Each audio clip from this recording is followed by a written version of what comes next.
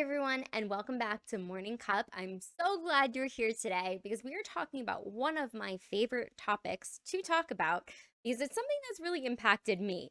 So, if you're ready, this week is all about people pleasing. If you know any people pleasers, you've experienced it, or you are the people pleaser, we're going to talk about the signs and how do you stop doing it because it's not so easy. At least that's what I think. Let me know if you think differently. But with that being said, the quote for this week is your need for acceptance can make you invisible in this world. Don't let anything stand in the way of your light that shines through this form. Risk being seen all your glory. And that is by Jim Carrey. And I love Jim Carrey. I think he's hilarious.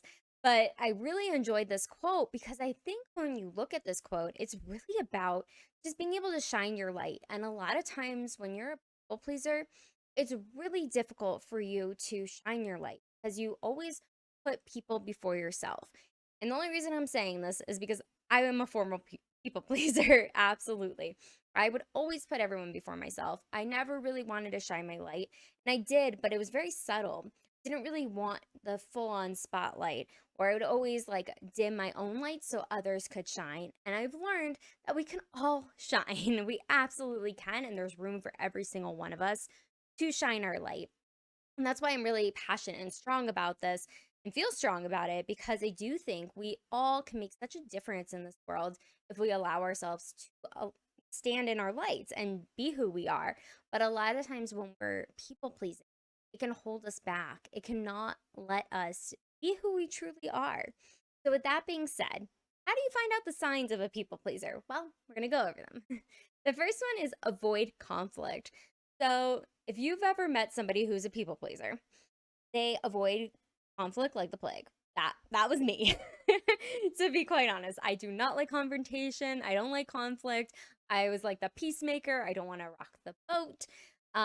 But if you've ever experienced that, if you have done that where it's just you don't want to deal with it or you won't say anything because you don't want to start an argument, don't know maybe how to navigate that. And that was one of my issues until like I had gone to therapy. I worked on my communication and I was a therapist. So I learned a lot. But at the same time, I really understood that part of that was the people pleasing. I didn't want people to not like me in the past. And if you can relate to that, I would love to know. But the next one is doing things out of obligation. So a lot of times people might feel like, oh, well, I have to, it's family, or I have to do this because they're my friend, when it's detrimental to you. And that's, of course, we do things because we love our family, love our friends, our significant others, spouses, but being able to really understand when it crosses into out of obligation, feel like we have to do something, that is a dangerous line. And it's understanding too that are you doing it because you want to please the person or are you doing it because you genuinely do it? And it's those questions to ask yourself to really understand the depth of it. The next one is people pleasers can be indecisive. So if you've ever met somebody who is a people pleaser, it's really hard to make a decision. Like little things. It's like going to eat something. Everybody wants something and you're like, okay, sure, yeah. Or like maybe we can do instead of pizza, sushi, whatever it may be, or even going to the movies. Great example, clothes. Being able to decide what to wear. Sometimes it takes forever for some people. It used to take me forever. Now I just like have it ready to go the next day. But being able to really be able to make those decisions clearly is really difficult for somebody who is a people. And this might be more so you might see it in relationships versus business. Maybe in business they're just like yes, but sometimes it can see all of areas of our lives. The next one is compromise your values if it means well liked. And I think sometimes it's really hard for us when if you're a people pleaser and how much your values can be impacted by just saying yes to somebody. Well, I don't want to rock the boat, like I was just mentioning, but also too, just to be liked. How do you like yourself? Asking yourself that question. Do you like yourself? Are you compromising your values? And really taking a step back to understand that because when we're able to do that, it makes our decisions a little bit clearer and we can vocalize what's going on for us when we do that. That's The next one is hard time saying no. You ever experienced that? I know I have. Sometimes it can be really difficult to say no because you want to, but at the same time, it's taking away from things that are maybe are more of a priority at that moment. Not to say that the person asking for help or needing something isn't. But it's really hard when that word no, it's just like you feel like you have to over explain or go into this grandiose definition of like, oh, this is what's happening and I can't, but I can maybe squeeze in 30 minutes to help you. I mean, I've been there, done that, but I think too, it's when we have that hard time saying no, it doesn't come as easy. Now, it's very easy for me, and my clients have really learned to say no as well, which I love seeing. It's that empowerment. The next one is take care of others. So you constantly might see somebody always taking care of other people. Like they become last on the priority list. That's why my whole tagline is put yourself at the top of your priority list. And don't forget to put yourself there. A lot of times, what I've seen with like clients in particular is they are last on that priority list. And when you are taking care of everybody else, what happens to you? Where's your energy going? Are you depleted at the end of the day? Where is your cup? Like being able to understand, is your cup full? Is it overflowing so you can take care of all these people? Or is it completely empty and you're just grabbing for straws? So it's really being able to understand that. That's one of the signs. Another one is allow others to take advantage of you kind. You ever experienced that? Put it like a thumbs up or you've experienced that. I know I've experienced this. And all these signs are definitely what I used to be. Until I just started working on myself and understanding too that you can still be well liked, but not everyone's going to like you. Not everyone's for everybody. And that's totally fine. But when we're able to understand that there's a fine line of just being kind and then being taken advantage of for being kind, and I think that's where we have to find that line and find that boundary for ourselves of understanding, okay, like I have the capacity to, just like I was talking about filling your cup, you have the capacity to do it. Great. If you want to do it, do it. But it's really being boundaries around that when we're a people pleaser. The next one is guilt when taking care of self. How many times has anyone ever felt guilty for putting themselves first? It's like, oh, you're being selfish. You might hear that from other people, or especially if you've been just so people are so used to you taking care of them or stopping to do something. But if you're like, I need to go for a walk, I need to go for a drive, I need to go get a cup of coffee, like whatever it is. But I think sometimes the guilt comes up when people are used to us like taking care of everything. And when we want to take time for ourselves, like there's a sense of guilt. Like, oh, well, I should be helping this person or I should be doing this. Take out the shoulds. And then the last one I have on here is others come before you. So same concept, just your priority list. You're not even on the priority list sometimes, but because everybody comes before you.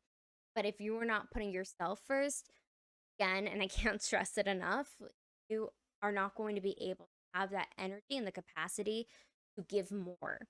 And I didn't understand the concept when I originally like heard it. I was like, no, mean, I could do it all, but it was really like until I started actively doing it, I noticed such a shift, my own energy of just being able to show up for myself and stop focusing on everybody else around me and really just poured into myself. I had so much more energy, so much more capacity, more clients than I could have in the past because I was allowing myself to take care of me first and foremost so I could take care of everyone else. So, how can you stop? Well, we're going to go through that. So, the first way is don't respond right away. So, if somebody's asking you to do something, like through text usually, or maybe a call or a message, take your time. Check your schedule. Do you have the capacity? Is your cup overflowing? You're like, okay, yeah, I can handle this. But one example that I've used several times, my clients use a lot, and I've seen it everywhere, but I think it's very helpful. And it's thank you for thinking of me. Let me check my schedule and I'll get back to you. So you're acknowledging I've seen your message. However, I'm going to take my time. I'm going to look at my schedule and see if I have that capacity. And I think that's just super helpful for people to understand, okay, well, she'll get back to me and being able to do it that way because you are allowing them to know I'm not just going to appease you and do exactly what you say in that moment, setting a boundary. And then the next one is don't over apologize.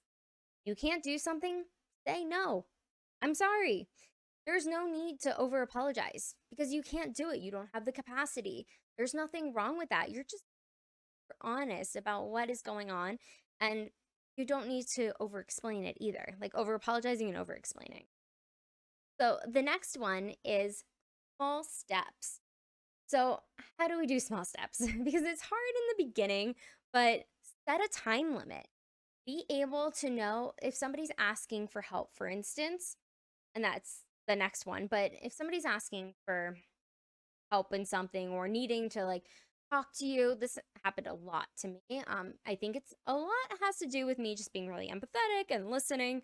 Um, but I had to start setting time limits with certain friends. Some of those friends I'm no longer friends with. But I had to set those boundaries and that time limit because when we're able to say, hey, like I would love to talk, but I only have 30 minutes. When you're able to say that, you are giving them that space of having a boundary and setting that, and also then you're giving, but also then you're able to back to what you do. And then the next one is ask for help on the small things. When we're able to just focus on the tiny little things for help, it makes it easier on the bigger stuff. So, because it can be really uncomfortable at first to ask for help, especially if you haven't been asking for help before. But being able to just ask on the tiny, hey, can you, if your spouse or your partner, you need something from the store, asking them to pick it up instead of you having to do those two, like be on a client call and then go pick up something from the store. So being able to just delegate in a way and like those small little moments will help you move forward. And then the next one is release fear. Worried about the reaction. That happens all the time because there is sometimes that fear of like, oh, what are they going to say? They're not going to like me. They're never going to talk to me again. You might go in a spiral. Don't go in a spiral. But recognize you're setting a boundary, and those that value you won't have an issue with it. They're going to recognize, okay, like, yeah, it might take them some time to get used to this newfound boundary setting, and they might be like, oh, okay, this is different. But don't be alarmed, because that's part of the process. And the people that do value you so much, they're not going to be upset with you. They might take a step back or be taken aback, but they are not going to not like you because of that. The people that truly matter and value you. So just to remember that. And then validate yourself. Remembering that you matter, who you are as a person, what you're doing, no matter what, it's validate when we start validating ourselves, that helps with the people pleasing. It minimizes the because we start to see, like Jim Carrey says, the light, like really being able to rise in our glory and like able to shine our light. And then the last one is respect your time. Recognize that if you are saying yes, what are you saying no to? And I say this a lot because I really want to drive that home. And I think it's a very important question because it's asking yourself, like, your time is valuable. So respecting your own time is going to help others respect your time. So, like when I was talking about the phone calls, like when friends would be on the phone hours with me because I just felt bad or I wanted to be a listening ear, wanted to be liked, whatever it was. And this, like I said, years ago, but being able to respect your own time is going to do wonders and it's going to start minimizing that people. So I hope that was helpful for today. Thank you so much for joining. Make sure to like, subscribe, and comment below. What was your favorite way to stop people pleasing, and are you stopping people pleasing? I'll see you on the next video.